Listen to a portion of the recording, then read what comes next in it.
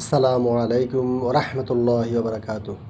মদের সাথে জড়িত বা মদের ব্যবসার সাথে জড়িত এমন 10 শ্রেণীর লোকের উপর বিশ্বনবী মুহাম্মদ রাসূলুল্লাহ সাল্লাল্লাহু আলাইহি ওয়াসাল্লাম লানত করেছেন, তাদেরকে অভিশাপ দিয়েছেন।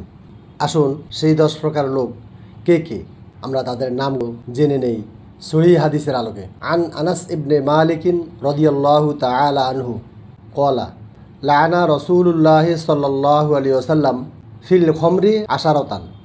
1. আসরহা, যে মদ তৈরি করে। 2. অমতাসরহা, যার জন্য মদ তৈরি করা হয়। 3. ওয়াশারিবাহা, যে মদ পান করে। 4. ওয়াহামিলাহা, যে মদ বহন করে। 5.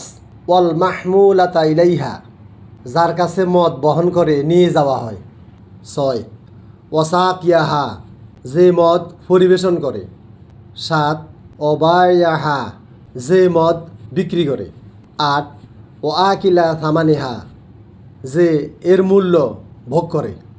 মদ বিক্রি করে, মদের মূল্য ভোগ করে। 9. অল মুস্তারি, যে মদ ক্রয় করে।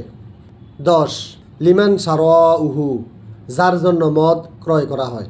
সম্মানিত শ্রোতাবিন্দু, আসুন আমরা রাসূল করিম সাল্লাল্লাহু আলাইহি সাল্লামের এই হাদিসের উপর আমল করার জন্য চেষ্টা করি। মদ জঘন্য অপরাধ।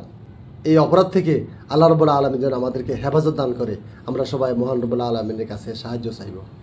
সহিহ তিরমিজি হাদিস নং 1295।